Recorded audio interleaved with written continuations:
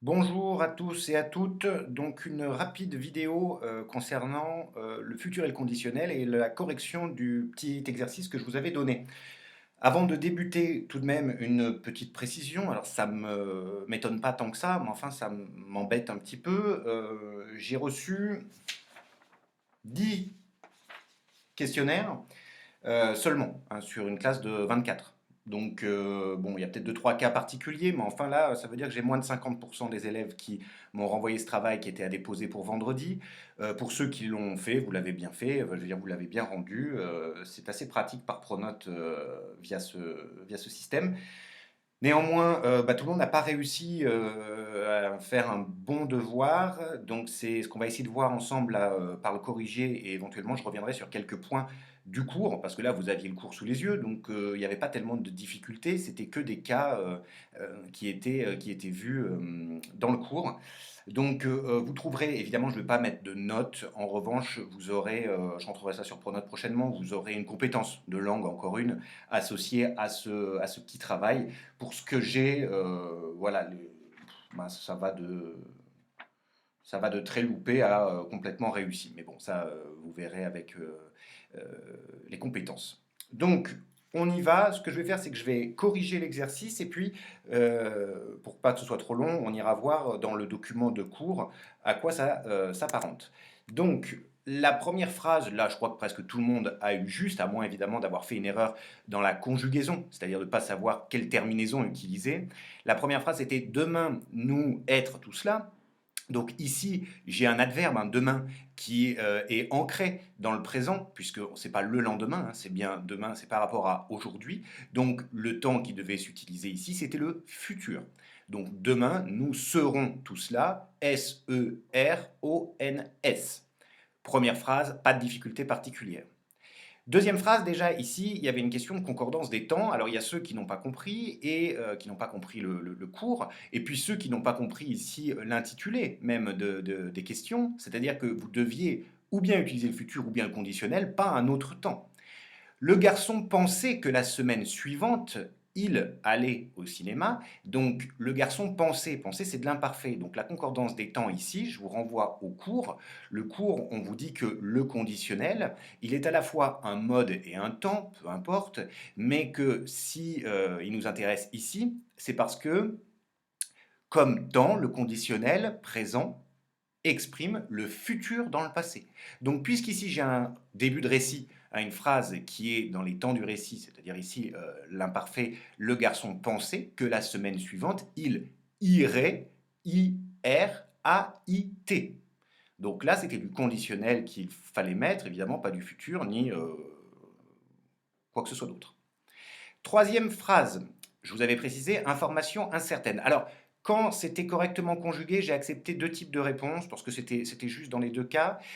Regardez maintenant pareil dans le cours, le conditionnel en tant que mode, on vous dit qu'on l'emploie, en plus j'avais fait une phrase qui était quand même assez proche, hein. En tant que mode, le conditionnel présente des faits qui sont incertains.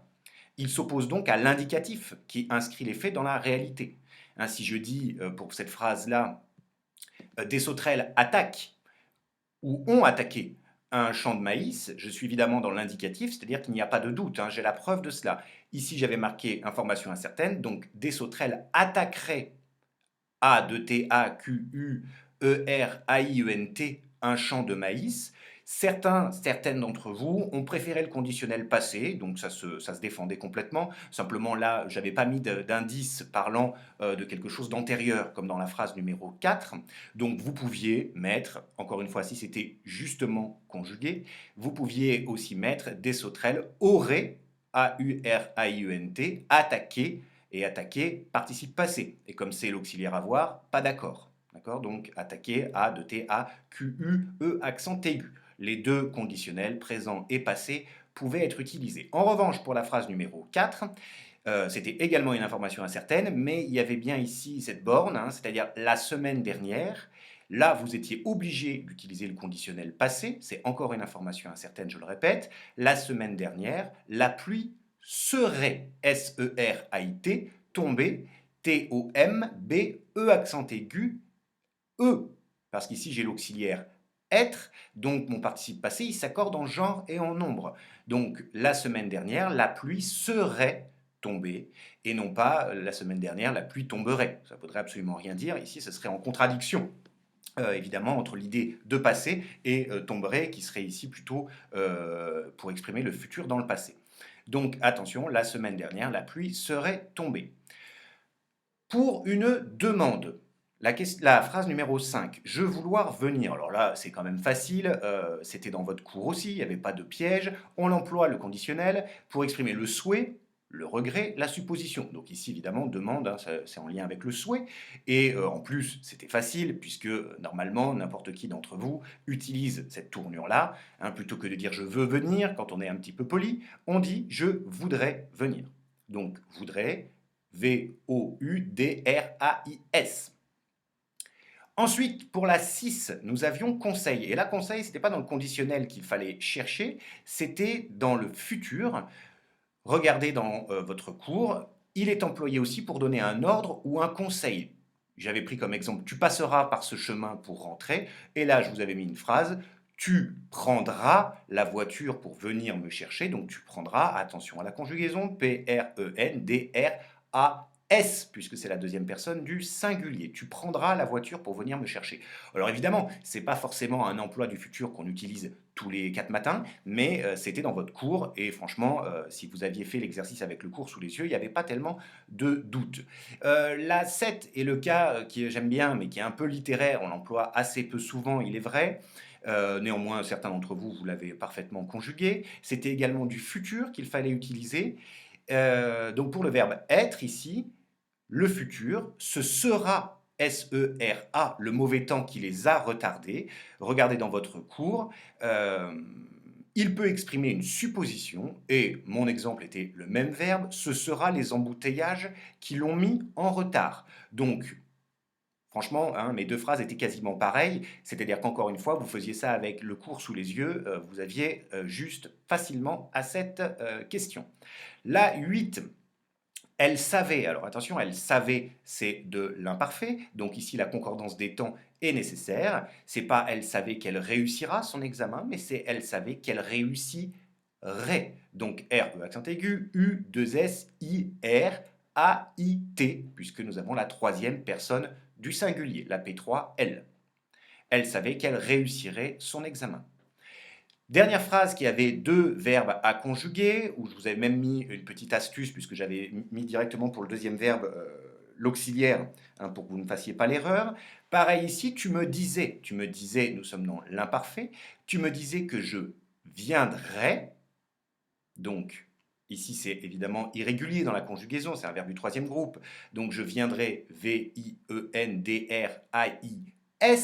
hein, pas que je viendrai futur, puisqu'on a ici le début de la proposition dans tu me disais qui est à l'imparfait. Si c'est au présent, si ça avait été au présent, tu me dis que je viendrai à I, d'accord, mais ici c'était bien avant, donc tu me disais que je viendrai à IS quand, et j'avais mis avoir fait pour vous aider, donc quand j'aurais fait, et ici, attention à aurait, c'est A-U-R-A-I-S, fait, F-A-I-T, là le participe passé restait inchangé, quand j'aurais fait mon sac. Voilà, et pas quand j'aurais haï, hein, puisque ici, ce n'est pas le futur qu'il fallait employer, mais bien du conditionnel passé. Puisque, regardez dans votre cours, ici c'est une question de concordance, je vous l'avais marqué, le conditionnel passé exprime un fait antérieur au conditionnel présent. Mon exemple était, ils savaient qu'ils comprendraient une fois qu'ils auraient pris le temps de lire la leçon, vous voyez, ce que certains n'ont peut-être pas fait, puisque ici, tu me disais que je viendrais quand j'aurais fait mon sac, sous-entendu qu'il faut que j'ai fait mon sac, conditionnel passé, pour pouvoir venir, qui est une action donc, qui va suivre hein, celle d'avoir fait le sac. Voilà, j'espère que c'est clair. Alors, ça, c'était un petit cours quand même de révision, parce que c'est plutôt au programme de troisième, cette histoire de futur et de conditionnel, mais vous voyez, ça a quand même posé problème à certains d'entre vous, donc revoyez bien ce cours. On tâchera d'ici quelques temps de faire un cours sur les différentes valeurs du présent, et puis aussi le présent du subjonctif, dont je vous avais parlé. Ce sera un peu plus tard. Pour l'heure, je vais le marquer sur Pronote évidemment, mais nouveau travail que je vous demande, on va rester sur le cadre de un travail par semaine hein, pour ne pas vous surcharger. Je vais vous demander, histoire de conclure définitivement notre histoire de la ferme des animaux, et comme ça, d'ici une semaine, 10 jours, on changera de séquence. Je vais vous demander de traiter le sujet suivant, encore une fois, je vais le noter sur Pronote. Pourquoi la ferme des animaux est-elle une œuvre efficace pour dénoncer les travers de la société? Donc c'est un sujet de réflexion. Comme vous pouvez l'entendre dans la question pourquoi la ferme des animaux est-elle une œuvre efficace, on ne va pas prendre de risques, parce qu'on ne se voit déjà pas beaucoup. Évidemment, ça n'appelle pas un plan dialectique, mais un plan thématique. Si vous êtes aux fraises par rapport à ça, vous ouvrez votre cahier et vous revoyez la différence entre l'un et l'autre. Mais ici, pourquoi? Ça suppose une réflexion organisée, argumentée, exemplifiée, mais une réflexion qui va répondre à en donnant différents éléments pour répondre à cette question de pourquoi.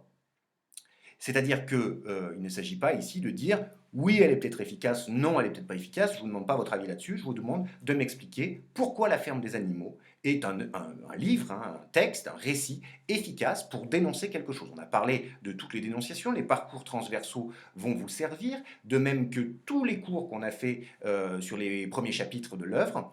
Évidemment, vous n'allez pas me faire un truc de 250 pages, hein, ça serait un petit peu ambitieux. Donc, vous essayez de traiter ça en une trentaine, quarantaine de lignes, et puis vous ferez le même genre de rendu pour ceux qui l'ont fait que pour les exercices là sur le futur et le conditionnel. Vous prenez une photo, vous tapez à l'ordinateur, si vous en avez un, c'est encore mieux, parce que pour moi c'est plus lisible, et vous m'envoyez ça hein, sur Pronote. Donc on va se dire que je vais mettre ça, je vais retaper ce sujet dans le cours de demain, et je demanderai un rendu pour le mardi suivant. Voilà, j'espère que vous allez bien néanmoins. J'attends de vos nouvelles. N'hésitez pas à m'écrire sur l'adresse mail, par Pronote, hein. Là, pour ne rien vous cacher, les troisième 4, c'est quand même presque vous dont j'ai le moins de nouvelles. Alors que je suis quand même votre prof principal aussi. Donc voilà, faites-moi un petit signe, hein, coucou par exemple. Voilà, ça sera déjà pas mal. Je vous saurai en bonne santé. Voilà, je vous laisse donc corrigez bien ce petit exercice et puis mettez-vous au travail tranquillement, une trentaine de lignes, ça peut suffire. Si vous faites un petit peu moins, c'est pas grave. Ce qu'il faut impérativement que vous fassiez, et là écoutez bien parce qu'évidemment je ne vais pas tout marquer sur Pronote, vous êtes maintenant un peu aguerri pour l'exercice, hein, le sujet de réflexion, c'est faites des paragraphes. Là, on vous demande pourquoi, vous allez répondre parce que si, parce que ça, parce que ça. Essayez d'avoir par exemple 3 vraies idées, que ça fasse 3 petits paragraphes, hein, voilà, 10 lignes par paragraphe par exemple, 8 lignes par paragraphe. Trouvez un exemple pertinent tiré du texte, réfléchissez. Pareil, ce sera évalué sous forme de compétences, donc ne vous mettez pas la pression ici, c'est pour vous aider parce que vous êtes quand même encore susceptible de traiter longtemps le sujet d'argumentation que vous appellerez plus tard la dissertation. Voilà, je vous laisse et je vous dis à très bientôt.